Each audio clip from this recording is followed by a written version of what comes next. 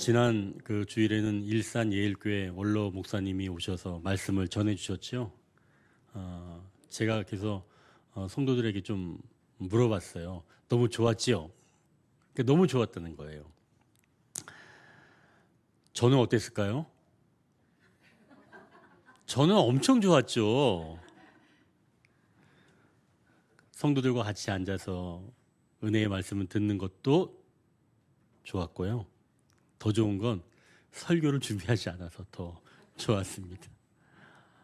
아니 목사님, 매주 뭐 그 설교하는 거 뭐 그냥 준비하면 되는 거 아니에요? 여러분 혹시 그렇게 생각이 드시나요? 자기 지식으로 강연을 준비해도 굉장히 부담스럽습니다. 그런데 말씀은 어때요? 더 어렵죠. 이거는 영혼에게 전달이 되는 거잖아요. 또한 성경 말씀을 전하는 것이기 때문에 그렇게 간단한 게 아니라 더 긴장되고 또 벅찬 겁니다. 사실 그래서 설교를 마치고 내려올 때는 그때가 제일 좋죠. 그 이후부터는 다 하나님께서 하시는 거니까. 자, 오늘 우리가 읽은 이 사도행전, 이건 지금부터 한 약 2000년 전에 기록한 말씀이에요. 이 성경은 하나님께서 기록하는 사람에게 영감을 주셔서 기록을 하게 하셨고, 이 말씀을 처음 읽는 그 독자들에게 유익을 주기 위해서 쓰여진 겁니다. 그래서 설교를 준비할 때는 먼저 이 말씀이 처음 읽는 독자들에게 어떤 뜻인지 그걸 알아야 되는 거예요. 그래서 그 과정을 객관적 주석이다라고 이야기를 합니다. 그러니까 이 성경이 처음 쓰여서 처음 읽는 사람들, 그 사람들이 이 책을 어떻게 이해하는지, 의미하는지 그것을 알아내는 것. 이게 이제 설교 과정에서 먼저 할 것인데 그것을 바로 객관적인 주석이다. 이렇게 이야기를 하죠. 자, 그럼 그 다음으로 어떻게 하는가? 이 2000년 전에 쓰인 말씀이 오늘 우리 언덕위의 성도들에게는 어떤 의미의 말씀인가? 이걸 제가 또 연구를 하는 겁니다. 이것을 다른 말로는 주관적 적용이라고 말합니다. 그럼 이제 기억하십시오. 담임 목사님이 기도하면서 설교를 준비할 때는 객관적인 주석을 하고 나서 그 오래전에 쓰였던 말씀이 오늘날 나에게, 우리에게 적용될 때는 주관적인 적용을 해서 설교가 선포되는 거구나. 이렇게 이해하시면 되는 거예요. 그 두 가지가 함께 있는 거죠. 객관적인 주석, 주관적인 적용. 자, 그럼 이것만 있으면 될까요? 이런 것들이 이제 제 살아온 그런 어떤 삶의 경험, 그리고 제가 신학을 하면서 배웠던 그런 성경적인 신학적인 그런 내용들, 그리고 목회를 하면서 얻은 경험들과 어우러져서 설교가 준비가 되는 겁니다. 이제 그렇게 해서 제가 이제 설교를 선포를 하면 이제 선포할 때는 뭐 그냥 선포하면 될까요? 아닙니다. 그렇지 않아요. 설교를 전하면서도 쉽지가 않습니다. 왜 전하면서 쉽지가 않냐면 여러분 여기 지금 사실은 앉아 계신 분들은 좀 요즘 말로는 고인물들이에요. 오래된 분들이 좀 많이 있죠. 그러나 그렇지 않고 신앙생활 하신 지 얼마 되지 않은 분들은 아마 제가 지금 드리는 말씀을 이해할 거예요. 처음에 이 자리에 딱 앉아 있으면 그렇게 졸립니다. 무슨 말인지 못 알아듣겠어요. 아니, 저 나이 많은 아저씨가 저 앞에 서서 이야기를 하는데 이 도대체 무슨 이야기인가? 그래서 모르니까 그냥 꾸벅꾸벅 졸음이 오는 거예요.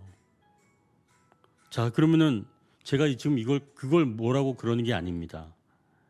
생각해 보십시오. 일주일 내내 피곤하고 또 힘들게 일하다가 일요일 이 졸음오기 딱 좋은 시간에 여러분들 여기 앉아 있는 거예요. 얼마나 좋아요. 막 부르잖아요, 지금 우리를. 얼마나 좋아요. 졸음오기 딱 좋은 시간입니다. 그런데 앞에서 알아듣지도 못하는 이야기를 막 할 때 여러분 마음이 어떻겠어요? 그래, 나는 이 시간만 지나면 된다. 그냥 지그시 눈을 감고 고개를 끄덕끄덕 하는 것 같지만 사실은 이제 조는 거죠. 자장가로 들리는 거예요. 제가 그걸 잘 압니다. 왜 그러냐면 저도 그랬으니까요. 여러분만 그랬던 게 아니에요. 저도 그래요. 그래서 제가 잘 아는 겁니다. 자, 그런데 저는 오늘 그래도 설교를 하고 있는 거예요. 제가 설교하면서 그러면 그래, 어차피 뭐 못 들을 사람들은 못 듣는 거야, 이렇게 생각하고 잘 듣는 사람들한테만 제가 막 설교하는 것 같아요? 그렇지 않아요. 비록 지금은 잠에 못 이겨서 제가 예전에 그랬던 것처럼 꾸벅꾸벅 졸기도 하지만 언젠가는 주님을 기뻐하며 살 것이라는 것을 저는 알기에 저는 그 믿음으로 설교하는 겁니다. 이제 첫 번째 단락입니다. 언젠가는 마음에 찔림이 온다. 우리가 37절을 같이 한번 읽겠습니다. 그들이 이 말을 듣고 마음에 찔려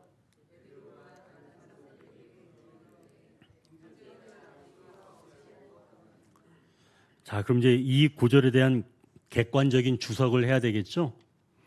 자, 베드로가 설교하고 그 설교를 듣는 사람들이 있었습니다. 앞부분을 보니까 그들이 이 말을 듣고라고 말씀합니다. 여기서 말하는 그들이란 이스라엘 절기가 되어서 예루살렘에 올라와서 예배를 드리려고 모인 사람들, 그 사람들을 바로 여기 지금 말하는 거예요. 그들이라고 하는 사람들이 바로 그런 사람들이라는 거죠. 근데 이 사람들은 하나님은 믿었지만 예수님은 믿지 않았던 사람들이에요. 그래서 이들은 하나님이 나의 아버지십니다 라고 하는 그 예수님을 십자가에 못 박아 버렸던 사람들이 바로 이 사람들입니다. 그래서 여기서 말하는 이 그들은 바로 앞구절 36절에 베드로가 말하는 바로 그런 사람들인데요. 36절에 이렇게 기록되어 있습니다.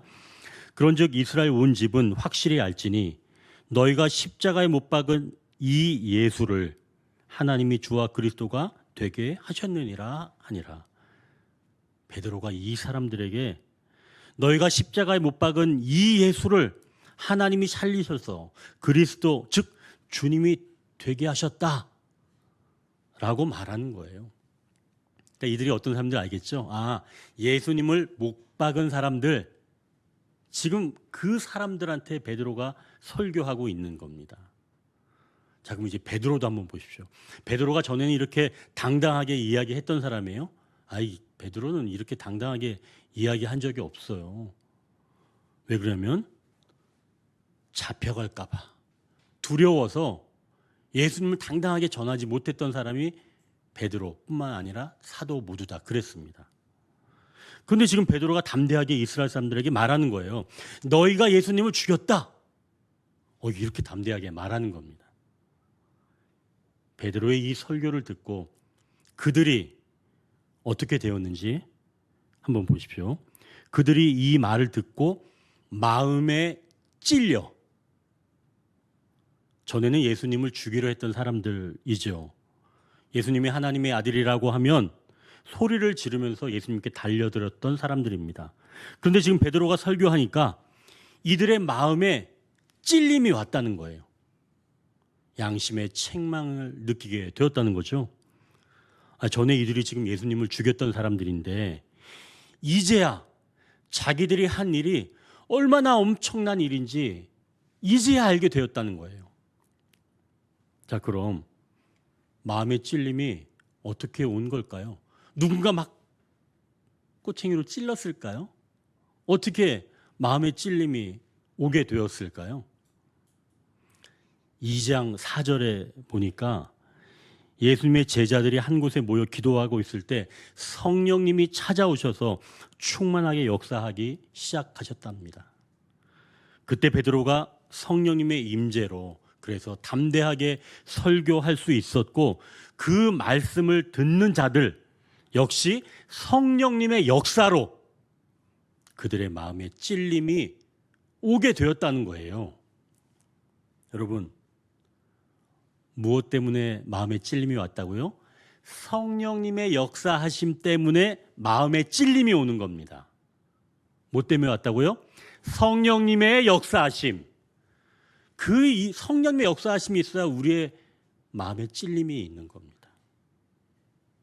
그래서 저도 설교하면서 어떤 성도에게 지금 잘 들리지 않더라도 언젠가는 성령님께서 역사하셔서 그의 마음을 찔러 주시리라. 제가 이런 마음을 가지고 제가 설교를 하는 거예요. 그러니 여러분 조셔도 돼요. 언젠가는 하나님께서 깨워 주실 겁니다. 저는 그 믿음이 있는 사람이에요. 편안하게 주무십시오. 괜찮습니다. 언젠가 성령님께서 깨워 주시는 거예요. 제가 깨우는 게 아니에요. 성령님께서.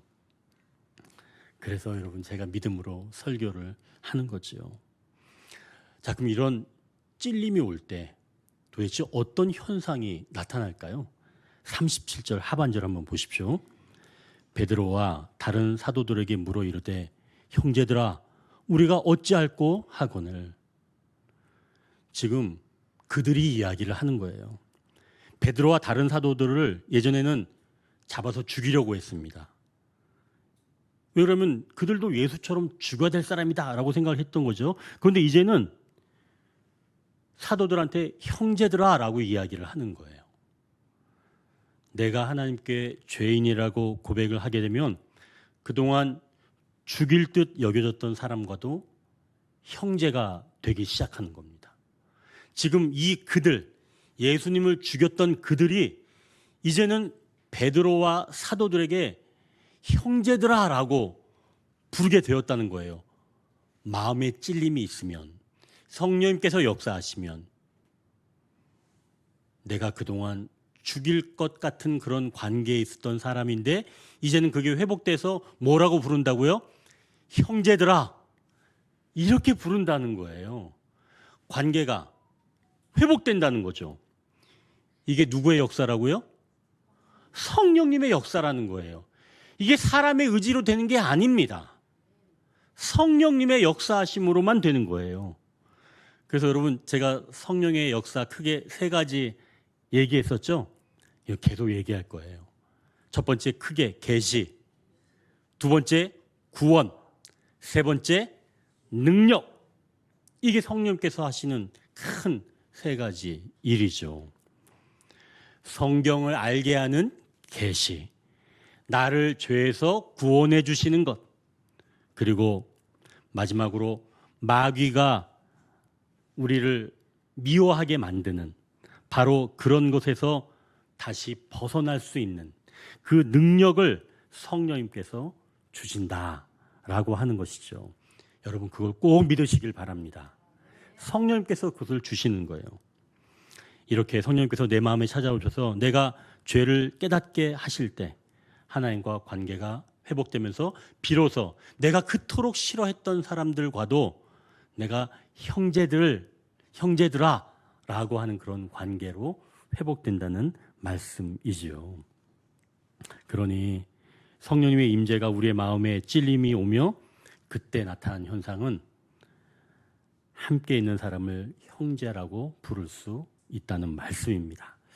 자, 그럼 이제 여기서 질문이 생겨요. 아니, 목사님, 당시의 이스라엘 사람들은 예수님을 죽이려고 했던 사람들이니까 마음에 찔림이 있지만 저는 예수님과 동시대 사람도 아니고 그리고 또 예수님한테 뭐 잘못한 것도 없는데 무슨 마음에 찔림이 있나요? 저는 또 도덕적으로 그렇게 막 흠이 있게 살지 않았어요.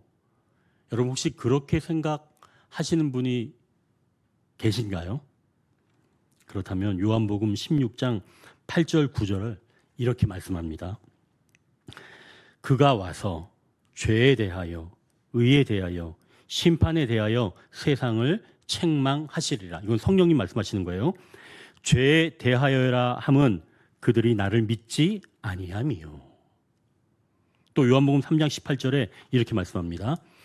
그를 믿는 자는 심판을 받지 아니하는 것이요 믿지 아니하는 자는 하나님의 독생자의 이름을 믿지 아니함으로 벌써 심판을 받은 것이니라. 종합해 볼 때 예수님을 하나님의 아들, 다시 오실 메시아로 받아들이지 않는 것도 분명히 죄라고 말씀합니다. 예수님을 알아보지도 못한 것, 그게 바로 죄라는 거예요. 그러한 죄가 사실은 우리의 삶 전체를 망가뜨리기에 그렇다는 거죠. 그러니 우리는 성령님께서 역사하셔서 예수님께서 하나님의 아들이 되시며 그분이 믿어져야 하는 줄 믿으시길 바랍니다. 그럼 이제 이런 마음이 들지 않나요? 목사님 저 억울해요. 뭐 좀 믿어져야지 믿죠. 좀 믿어지지가 않아요. 여러분 그런 생각 안 드세요? 처음에 저도 그랬어요. 믿어지지가 않아요. 그렇죠? 예수님? 예수님 그래 뭐 좋은 분, 그런 분인 줄 알겠어. 하나님의 아들? 그래 보면 그렇다고 쳐. 그건 나랑 무슨 상관이야? 안 믿어져요. 안 믿어져요. 여러분 혹시 그런 마음 안 들어요? 네. 네. 들죠. 당연히 들죠. 그런 마음이 드는 거예요. 그분이 뭐요? 안 믿어진다는 겁니다. 여러분. 그럼 여기서 너무 억울해할 일은 없다는 거죠. 여기서 기억할 건 언젠가는입니다. 언젠가는. 지금은 아니지만 언젠가는 마음에 찔림이 온다는 거예요.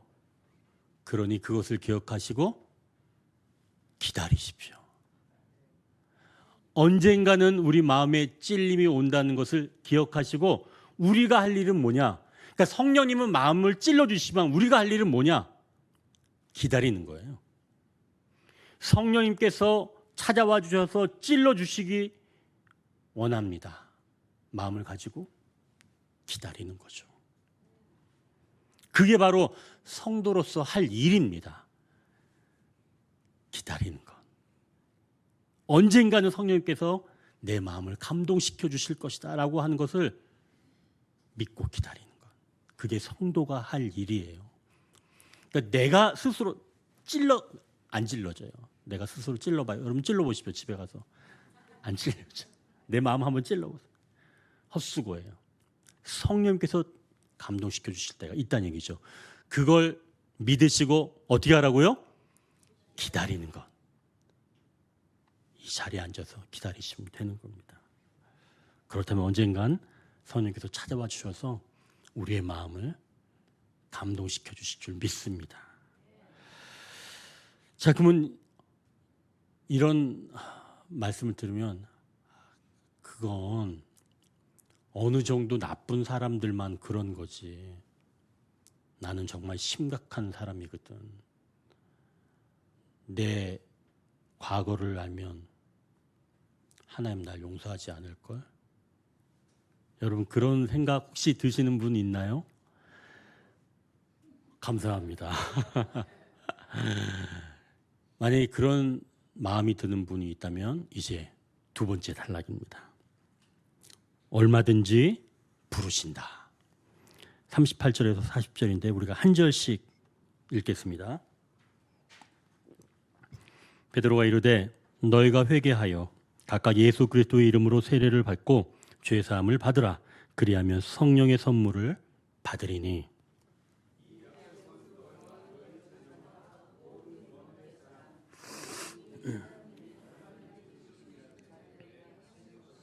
함께합니다. 또 여러 말로 확증하며 권하여 이르되 너희가 이 패역한 세대에서 구원을 받으라 하니. 우리 하나님은 어떤 사람까지 용서해 주실까요? 39절 한번 보십시오. 거기 어떤 사람이라고 이야기하냐면요. 모든 먼데 사람. 모든 먼데 사람. 이건 곧 우리 주 하나님께서 얼마든지 부르시는 자들이라고 말씀하는데요. 여기서 먼데 사람은 하나님이 얼마든지 부를 수 있는 사람들이다라고 얘기하는 거예요. 사실 이게 처음 읽는 사람들이 딱 봤을 때 이 뜻은 이방인을 말하는 겁니다. 멀리 있는 사람, 먼 데 있는 사람. 그럼 오늘 우리에게 주시는 말씀, 그 의미로 받아들일 때는 이방인이 아니라 하나님과 멀리 동떨어져 있는 너무나 심각한 죄로 인해서 하나님과 아주 동쪽과 서쪽이 먼 것처럼 떨어져 있는 그 먼 데 있는 사람, 그 먼 데 있는 사람도 하나님께서 얼마든지 구원해 내시는 줄 믿으시길 바랍니다. 얼마든지. 아무리 멀리 있어도 하나님의 거룩한 속성과 가장 멀리 떨어져 있는 모든 사람들도 하나님이 부르시는 자들은 얼마든지 그를 부르시는 줄 믿으시길 바랍니다. 결국 하나님은 용서하지 못할 사람이 없다는 거예요. 여러분 각자 거울 보십시오. 하나님이 나를 용서해 주셨다고? 나를 보면 되는 거예요. 그렇다면 어떤 사람도 다 하나님은 용서해 주신다는 말씀이죠. 그 이후에 39절에 성령님을 선물로 주신다는 겁니다. 여러분, 동이 서에서 먼 것처럼 정말 깊은 죄에 있던 사람이 용서를 받고 나서 반드시 성령님을 모셔야 되는 거예요. 그렇지 않으면 내가 정말 용서받은 사람 맞아?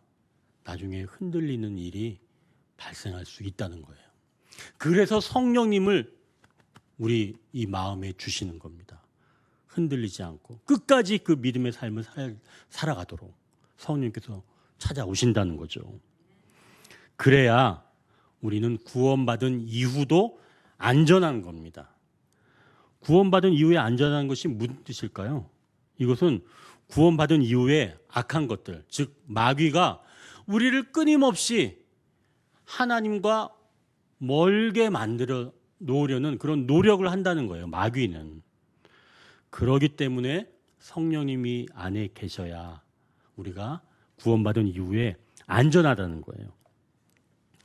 요즘 저희 어머니께서 몸이 좀 안 좋으셔서 어머니 예전 일들을 제가 또 이렇게 많이 이야기를 하는데요. 마침 이제 저녁에 제 아이들과 이제 한 자리에 앉아서 이제 어머니와 같이 이야기를 하게 되었습니다. 그때 제가 어머니께 여쭤봤어요. 제가 이제 집에서 있을 때는 엄마라고 불러요. 그러니까 양해를 하시고, 엄마, 나랑 있으면서 가장 기억나는 건 뭐가 있어요? 제가 이렇게 물어봤어요. 그러니까 저는 어머니 그 과거의 기억을 하면서 좀 이제 생각 좀 하시라, 이제 그런 의미에서 제가 물어본 거죠. 엄마, 저랑 같이 살면서 어떤 게 가장 기억이 나요? 그렇게 물어봤는데 제가 금방 후회했어요. 왜 후회를 했냐면,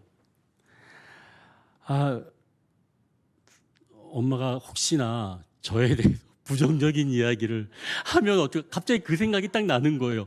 야, 이거 내가 괜히 이렇게 물어봤다. 이거 큰일인데 어떡하지? 그래서 이제 여러분 며느리도 있으니까, 며느리도 있는데 시아버지의 이야기를 할머니가 이상하게 얘기하면 제 면이 안 서잖아요. 그래서 제가 이제 좀 후회하면서 좀 기다리고 있었죠. 잔뜩 긴장하면서 이상한 이야기하면 즉각 내가 입을 닫게 하리라 라고 하는 그런 마음을 가지고 제가 기다리고 있었습니다. 근데 어머니가 이렇게 말씀하시는 거예요. 나한테 잘해준 거. 제가 어머니께 평소에 효자 노릇을 잘 못했습니다. 자식은 늘 불효자이잖아요. 저도 그랬는데요. 어머니 몸이 좀 안 좋아지시면서 얼마 전부터 제가 더 안아드리고 축복해드렸던 그게 좀 많이 기억에 남으신 모양이에요. 그러니까 어머니는 그걸 기억하시고 나한테 잘해준 거라고 말씀하시는 겁니다. 아이들이 있는데 그거는 아들을 인정해 주는 거잖아요. 또 고맙다고 말해 주는데 저는 그게 굉장히 좀 감동이었습니다. 자, 그럼 이제 엄마가 단 둘이 있게 될 때, 내가 예전에 너 실수하던 거 말 안 했다? 그거 알지? 그러니까 너 나한테 잘해야 돼. 이렇게 어머니가 저한테 이야기 하실까요? 하실까요? 안 하십니다. 아마 제 어머니는 제가 옛날에 실수한 거 하나도 기억하지 않으실 거예요. 저도 여기 우리 아이들이 있지만 우리 아이들이 그래도 부모의 마음을 좀 서운하게 했던 거 저 기억하지 않습니다. 안심해라. 저 기억하지 않습니다. 그게 부모예요. 여기에서 우리가 하나님이 어떤 분인지 우리가 알 수가 있는 겁니다. 우리가 하나님께 죄를 고백하고 회개한다면 하나님은 우리의 죄를 어떻게 여기실까? 그래, 너 참 옛날에 대단했어. 너 가관이었지. 하나님이 이렇게 하실까요? 그렇지 않아요. 하나님은 그렇게 하지 아니하시고 히브리서 8장 12절 이렇게 말씀합니다. 내가 그들의 불의를 긍휼히 여기고 그들의 죄를 다시 기억하지 아니하리라 하셨느니라. 하나님은 우리가 성령님의 역사하심으로 회개한다면 우리의 모든 죄를 기억하시지도 않고 다 잊으십니다. 아니, 잊는 정도가 아니라 이사야 43장 25절에는 허물을 깨끗하게 지워버린다고 흔적도 없게 만드신다는 거예요. 우리의 죄가 흔적도 없습니다. 그런데 우리는 어때요? 내가 옛날에 잘못한 거 자꾸 떠오르면서 괴로워하잖아요. 그러지 말란 얘기예요. 하나님은 기억하지도 않는다니까요. 내가 회개만 하면 하나님은 그 흔적조차 남기지 아니하시고 완전히 지워주신다는 겁니다. 그게 하나님이세요. 그러니 우리가 이 상태에서 깨끗하게 허물을 다 제거된 상태에서 하나님께서 오늘 38절 하반절에 말씀하신 것처럼 성령님을 선물로 주신다는 거죠. 우리가 외롭지 않은 이유가 여기에 있는 겁니다. 우리의 죄를 깨끗하게 흔적도 없이 지워주시고 그 마음 안에 성령님이 찾아오시는 거예요. 자, 그럼 이제 여기서 우리가 해야 할 일은 뭘까요? 성령님 마음에 감동을 주실 때 우리 입술로 회개하는 겁니다. 아까는 언젠가는 우리의 양심에 찔려주시기 때문에 우리가 할 수 있는 건 뭐였다고 그랬죠? 기다리는 것이었죠. 하나님은 얼마든지 우리를 구원해 내시니까 우리가 하는 건 뭐라고 해요? 회개하는 거예요. 이게 바로 우리가 하는 겁니다. 회개하는 거예요. 하나님, 제가 지난날에 이렇게 하나님을 잘 몰랐습니다. 저를 용서해 주세요. 우리의 입술로 고백만 한다면 하나님은 그 고백을 들으시고 다 흔적조차 없이 해주신다는 말씀이죠. 여러분, 그걸 기억하십시오. 하나님께서 우리에게 원하시는 건 그걸 입으로 고백해서 하나님이 흔적을 없애도록 그 통로를 얻기를 원하신다는 것이죠. 이제 세 번째 단락입니다. 그 말을 받을 때 더하고 힘쓴다고 말씀한다. 우리가 41절, 42절을 한 절씩 읽겠습니다. 그 말을 받은 사람은 세례를 받음에 이날에 신도의 수가 3,000이나 더하더라.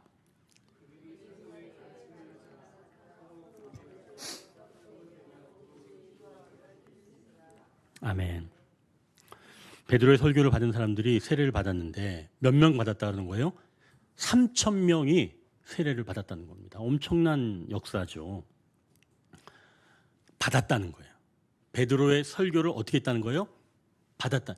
여러분, 상처를 받지 말고, 다른 사람 말에 상처를 받지 말고 말씀을 받으세요.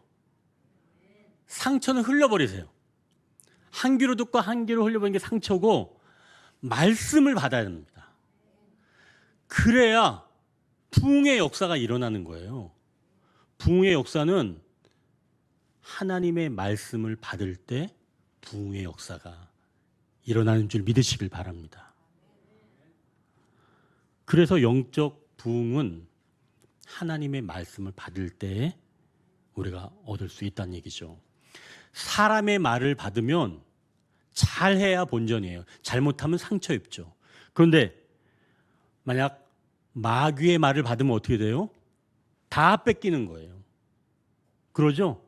그러니 우리는 누구의 말씀을 받아야 돼요? 하나님의 말씀을 받아야지. 하나님의 말씀을 받아야 우리가 부흥의 역사가 일어나고, 사람의 말을 들으면 잘해야 본전이고 마귀의 말을 들으면 다 빼앗기는 겁니다. 그러니 분별을 잘 해야 되겠죠. 자, 그러한 이렇게 성령의 말씀을 받으니까 성도들이 어떻게 살아가는지 42절 얘기하는 거예요. 그들이 사도의 가르침을 받고 서로 교제하고 떡을 떼며 오로지 기도하기를 힘쓴다. 지금 4가지 일을 하게 되었다는 얘기예요.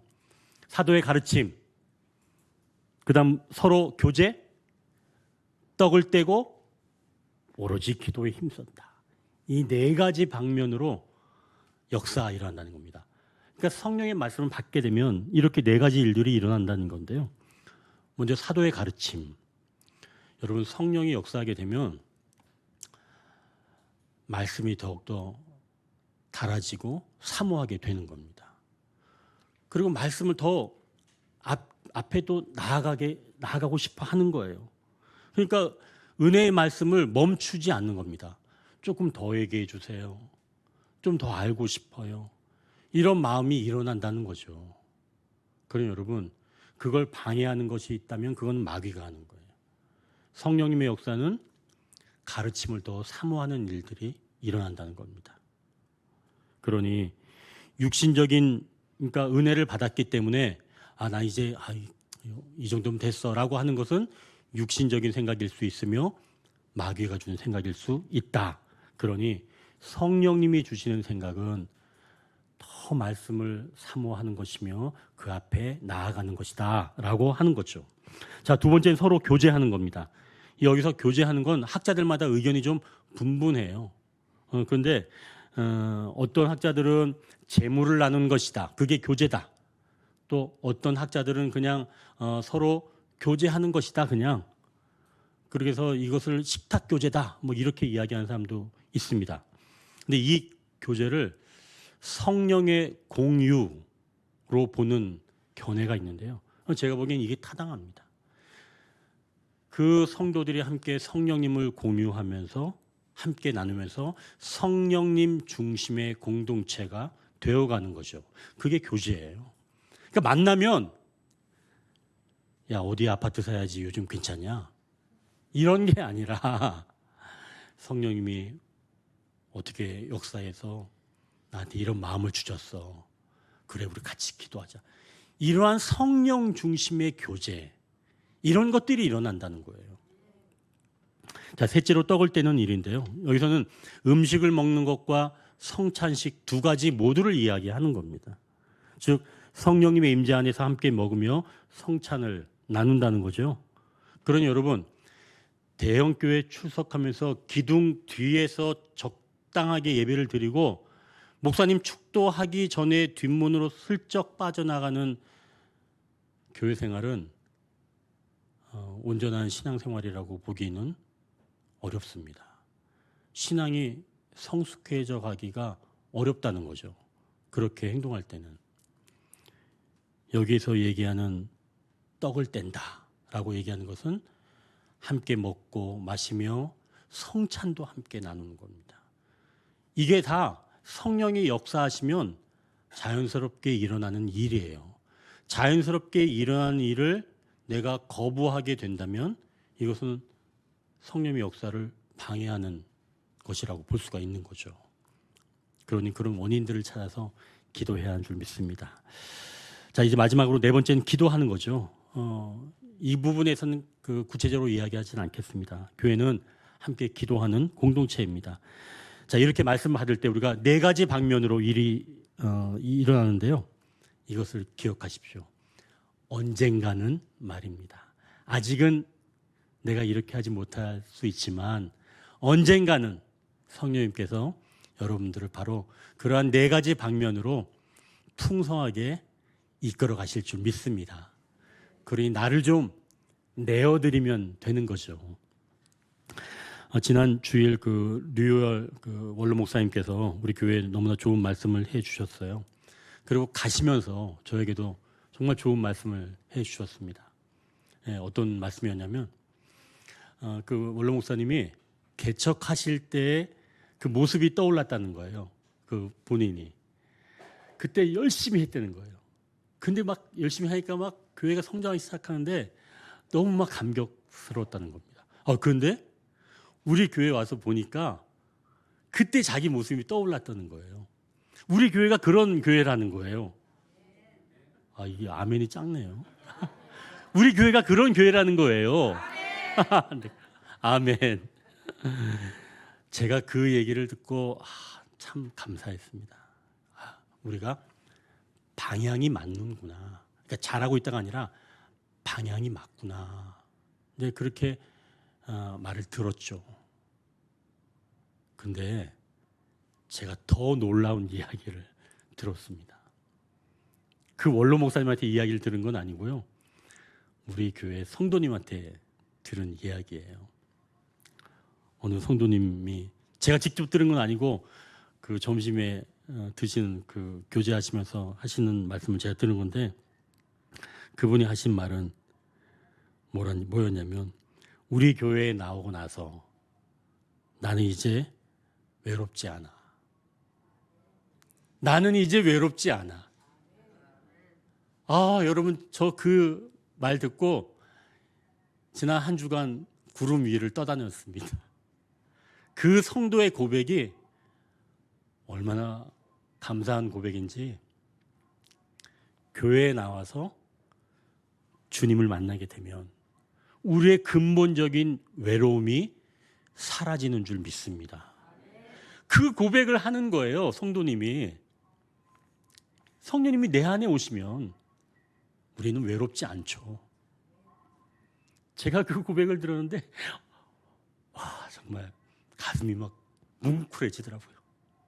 지금도 막 감동이 와요. 너무 감사해서. 근데 사실은 그분도 처음에는 제가 무슨 말을 하는지 잘 몰랐던 분이에요.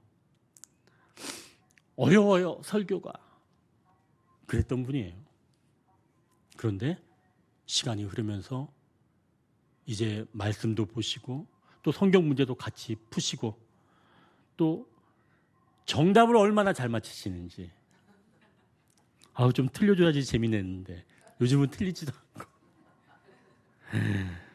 그러더니 이런 고백을 하시게 된 거죠.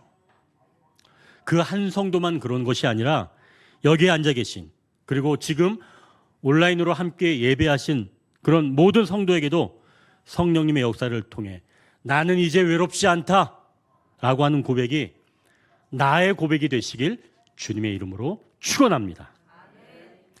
오늘 주보 안쪽에 보시면 언젠가는 이라는 곡의 그 가사가 보이죠?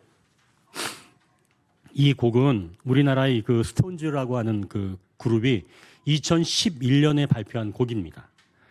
이 원곡은 이 보니엠이라고 하는 그런 독일의 그룹이에요. 1984년에 만든 곡인데요. Going Back West라는 이 곡의 리듬의 가사를 바꾼 겁니다. 근데 사실 제가 보기엔 이 보니엠의 노래도 또 이 스톤즈의 노래가 또 굉장히 복음적이에요. 그래서 제가 이제 이 노래를 좀 듣고 너무 놀라워서 이걸 이렇게 찾아보니까 이 곡이 보니엠의 그 노래였더라고요. 그래서 보니엠의 노래도 제가 좀 해석한 걸 좀 봤죠. 이 보니엠의 이 Going Back West라고 하는 말, 그것도 그냥 해석을 해보면 뭐 서쪽으로 돌아간다. 뭐 그 정도로 해석할 수가 있죠. 서쪽으로 돌아간다. 그럼 성경에서는 동쪽은 항상 세상을 말하는 겁니다. 그래서 가인이 죄를 짓고 추방을 당할 때도 동쪽으로 간다라고 하는 표현도 있었고, 바벨탑 사건 이후에도 사람들이 동방으로 계속 옮겨갑니다. 이 보니엠의 노래도 세상적인 성공, 즉 욕망을 쫓다가, 그러니까 동쪽에서 살다가 결국은 실망하고 다시 서쪽으로 돌아간다라고 하는 뜻으로 보입니다.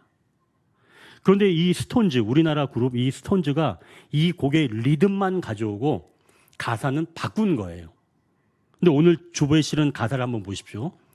거기에 제가 좀 진하게 이렇게 칠한 부분이 있죠. 그 부분만 제가 좀 읽겠습니다.